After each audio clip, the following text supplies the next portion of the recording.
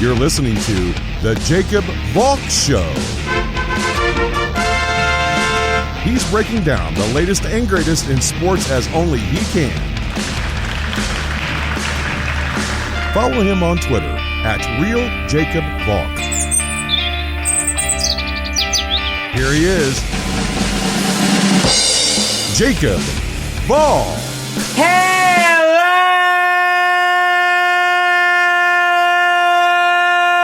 sports fans! Welcome to another edition of the Jacob Valk Show. I am Jacob Valk, and every defenseman on a bad team just got traded. I'm going to talk about that. I'm going to save Alec Martinez until it officially happens. So if that means that I have to talk about it tomorrow, I'll talk about it tomorrow. I'll also break down what all of this means for the Islanders. There are a couple football stories and a minor basketball story to get to also. But I gotta start with the Dylan DeMello trade. Now, there were a lot of trades to keep up with yesterday, so I'll recap them all. DeMello was traded to the Jets for their 2020 third rounder. So that's less than what the Islanders gave up for Andy Green, just for context. There are a lot of people who are higher on DeMello than I am. I understand that he's a really good defensive defenseman. He plays the game the right way, blocks a lot of shots, is a physical player. That's fine. I have no problem with that. But in 259 games, he only has 64 points. You've got to do better than that. I don't care if your role is defensive defenseman. You've got to be better than that. In the past 3 seasons, he has only scored 4 goals. 7 goals in 259 games. I'm not asking for him to be Bobby Orr, but, he's got to be better offensively. I don't mind this trade for the Senators. A third-round pick seems like a very, very fair haul for him. As for the Jets, I understand why they did it. They wanted to beef up their defensive core, and Lord knows they needed it, because outside of Josh Morrissey and maybe Neil Pionk, there's no one on that defense that scares me. They do have this kid who's probably going to be up next year. His name is Ville Heinola. I remember watching him against the Islanders. He had a good feel for the game.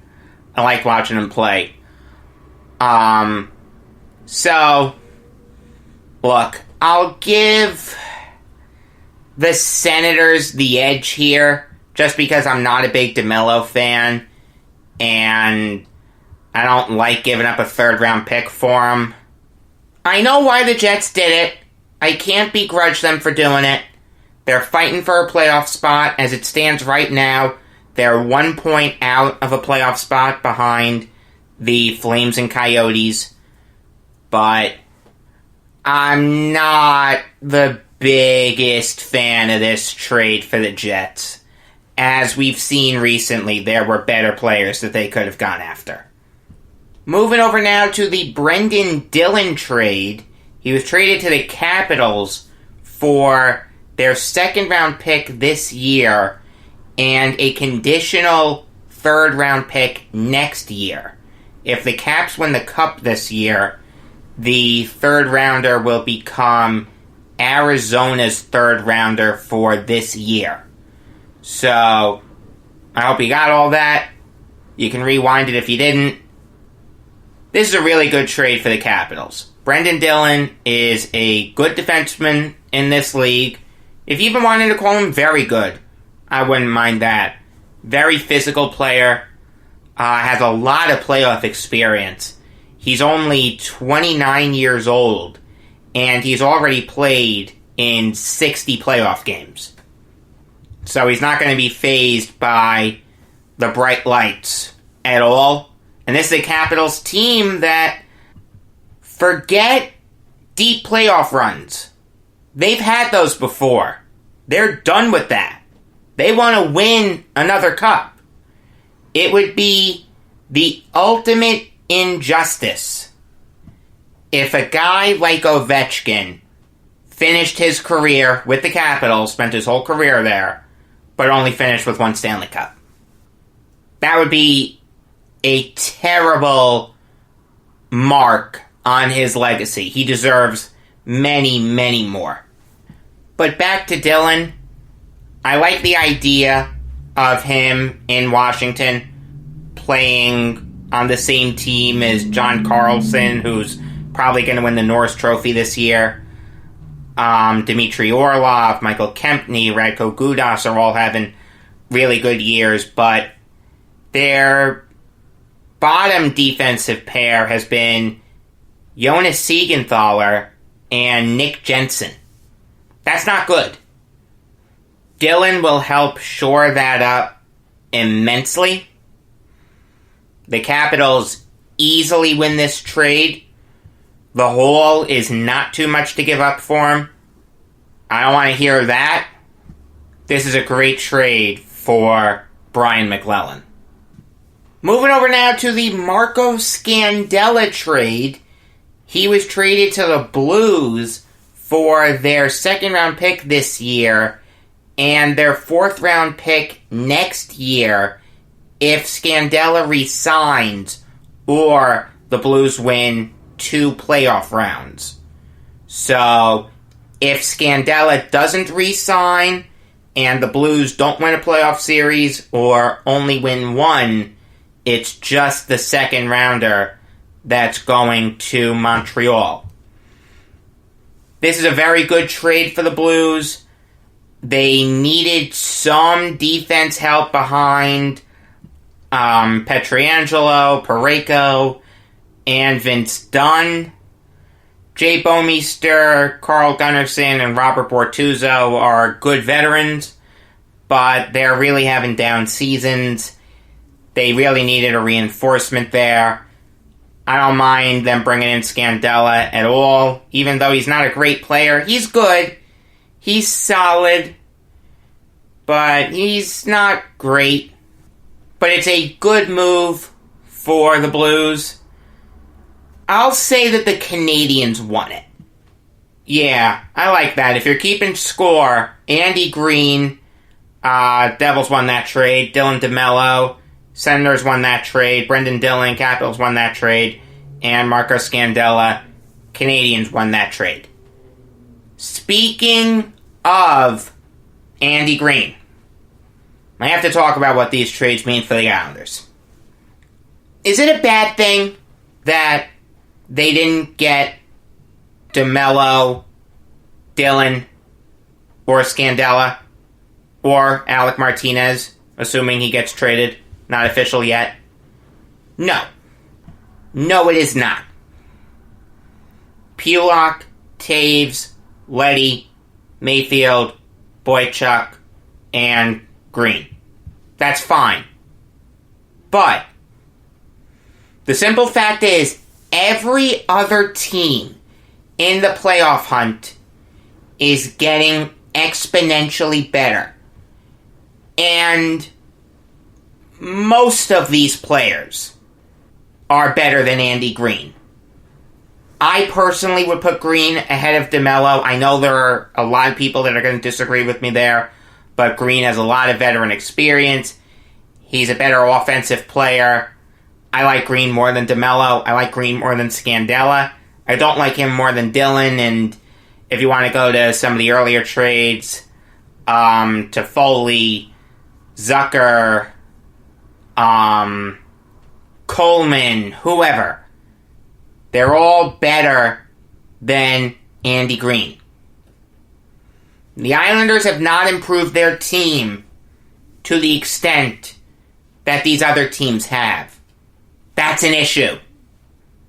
Again, I'm not upset that they didn't get any of the guys that were traded yesterday. I'm upset that they haven't swung a trade for a forward yet.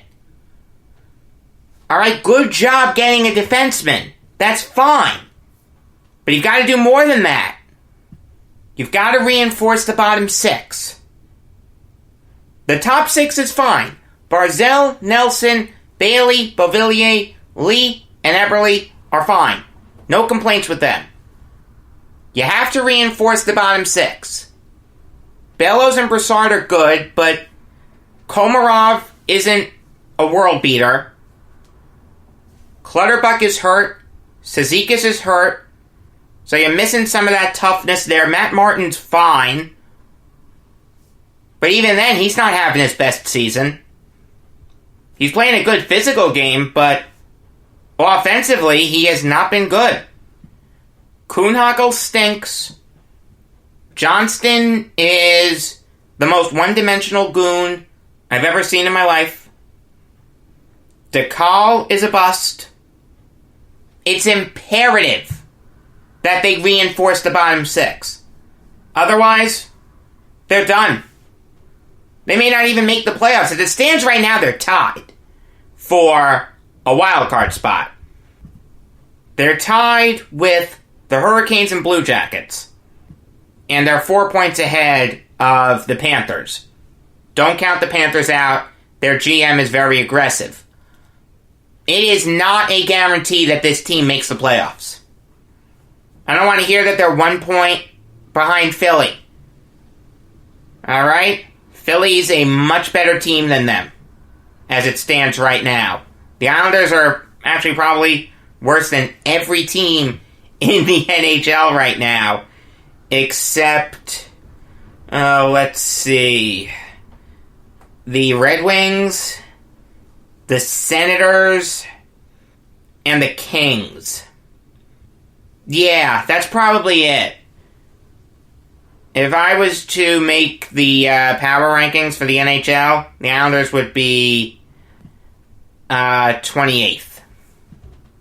You know, I was thinking about this yesterday, and I asked my dad this. He couldn't give me a straight answer, but it's an interesting discussion to have. Mike Milbury, worst GM in hockey history. It's close between him and Peter Chiarelli, but I'll still say that Milbury's worse. One of the worst GMs in sports history. He may even be the worst. I don't know where you'd put Matt Millen.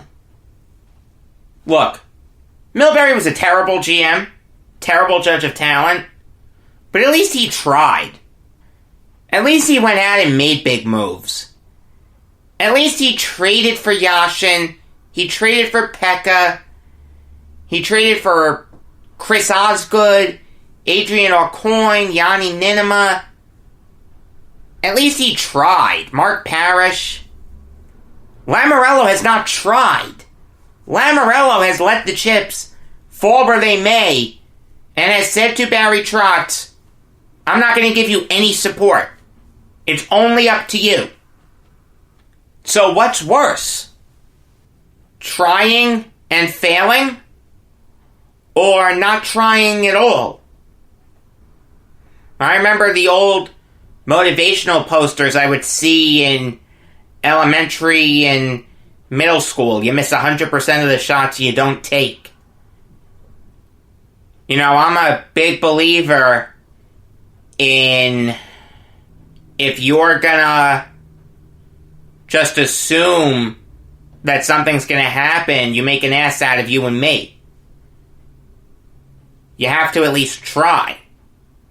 I can't tell you how many emails I've sent, letters I've sent, and I didn't expect the response to go my way. But it did. If I didn't send those, I'd have never known. Lamoriello isn't even trying. That's the thing. You know, now I saw a report on Twitter that now he's going after Chris Kreider. The Rangers aren't going to trade Chris Kreider to the Islanders. Forget about it. Even if it's just a rental, even if Chris Kreider were to sign right back with the Rangers on July 1st, Kreider is not going to be traded to the Islanders. There's no way that they would help the Islanders. None. It's like the Canadiens and Maple Leafs making a trade. The Yankees and Red Sox. The Bears and Packers. There's no way Kreider's coming to the Islanders. The only hope that the Islanders have is if they can get J.G. Pageau, Kyle Palmieri, and Ilya Kovalchuk. I seriously want all three. I don't think that's unrealistic. Everyone has told me that the Islanders have these great prospects. So that means that they have great prospect depth. So then trade it. They have all their picks with the exception of next year's second. So trade them. Try. At least try to do something as opposed to being content with a first-round playoff exit.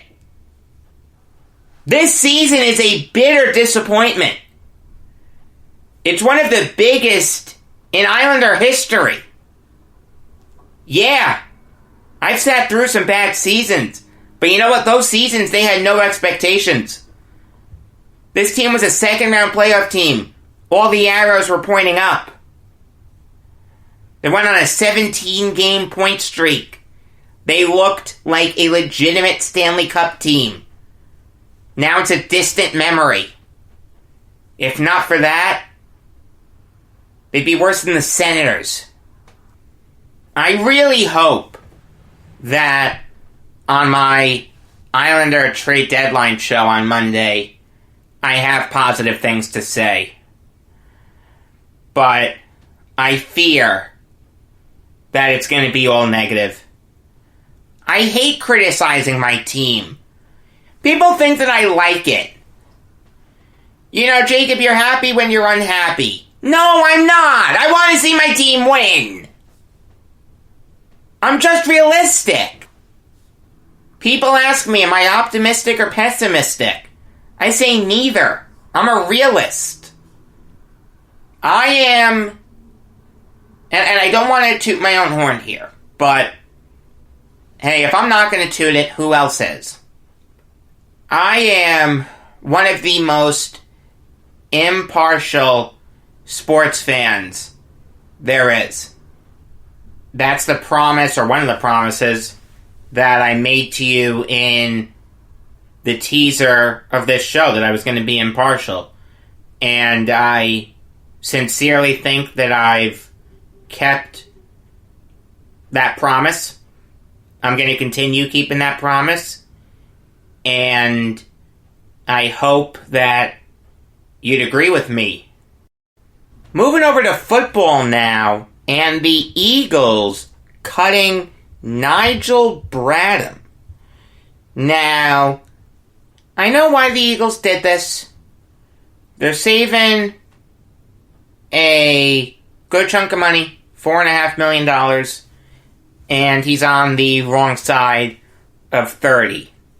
But I've always liked Nigel Bradham, and the Eagles historically have not had good linebackers. Bradham's the best in a long time.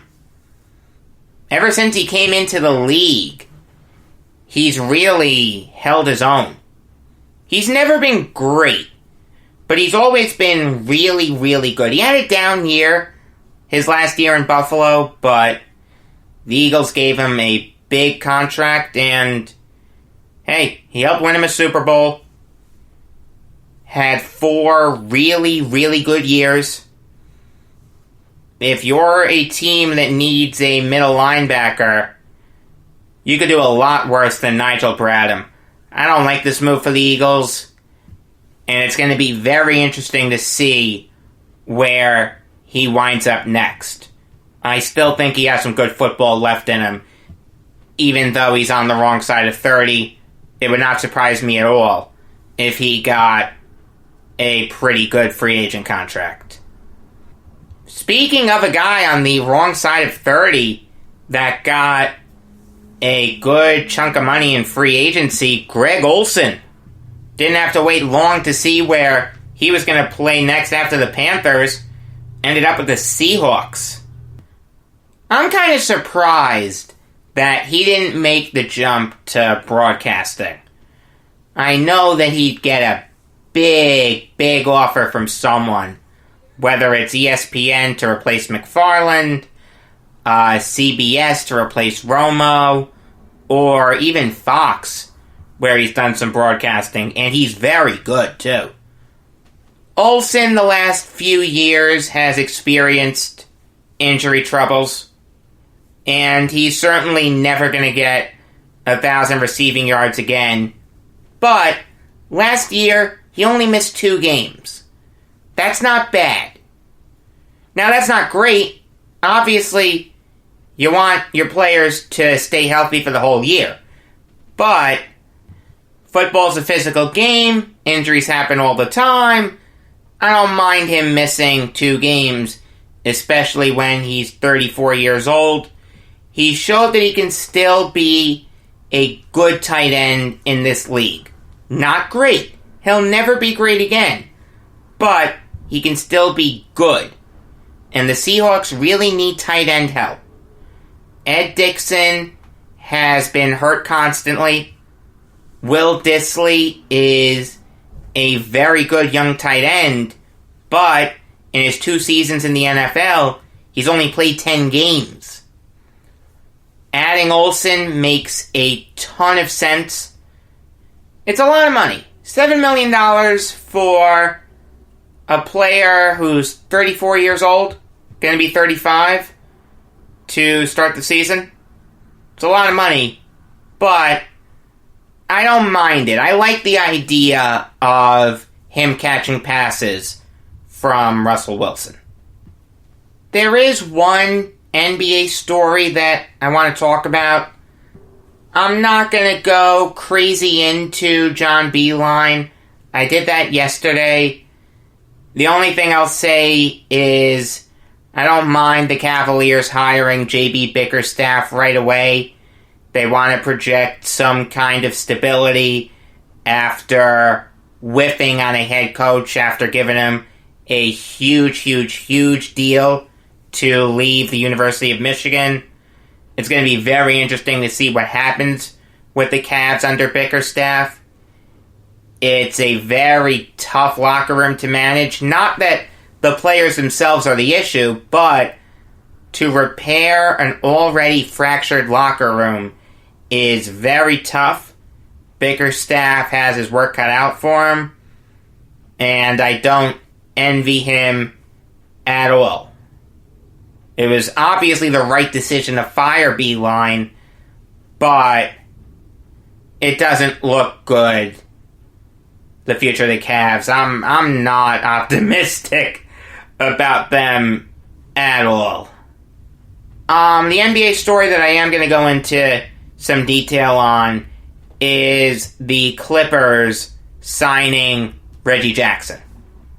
Now, I don't know why the Nets didn't go after him, but whatever. The opportunity to play for a title contender probably superseded whatever the Nets could have offered. The Nets will make the playoffs. They will be the 7th seed, but they have no chance at an NBA title this year. Next year, yes. This year, no. I'm going to get more into their injury situation on Monday. But back to Reggie Jackson. The fit is kind of interesting. They already have Shamet. They already have Lou Williams. I don't know where you're going to necessarily put Reggie Jackson, but someone brought up an interesting idea on Twitter. I don't remember who it was, but he said that this isn't for the playoffs. This is for the regular season. This is for the sake of load management. So guys like Kawhi, Paul George, Lou Williams, Montrezl Harrell, Shamet, Beverly, and even Reggie Jackson too won't be as worn out when the playoffs come as they would be. Now, you're not going to be able to play all these guys in the playoffs unless you go with some crazy 11 or 12-man rotation. The Clippers were already the deepest team in the NBA, and now you've added a really good point guard in Reggie Jackson. It was almost a net. It was almost traded for Brook Lopez, but Billy King didn't get the trade call in time. Great move for the Clippers, obviously. It's going to be very interesting to see how he's used. It's going to be very interesting to see what their playoff rotation is. And this just reinforces them as my pick to win the NBA title. I picked them before the season, and I'm going to stick with them. They're deeper than the Lakers. They're deeper than the Bucks. They're deeper than every team in the NBA. It's very rare that you can have one player just dominate for a whole playoffs. It's very rare that a Kawhi Leonard, LeBron James, or Dirk Nowitzki situation happens. I don't think it's going to happen this year. I think the Clippers are going to win the NBA title. Tomorrow, I'm probably going to do some college basketball. I know I said that yesterday, but there were a bunch of stories that broke. If there are a bunch of stories that break this afternoon and evening, then no college basketball. You know the drill. You're a good listener. Until next time, I am Jacob Valk saying that you have to give Pete Rose credit for what he accomplished. He never went to college, and the only book he ever read was the Pete Rose story.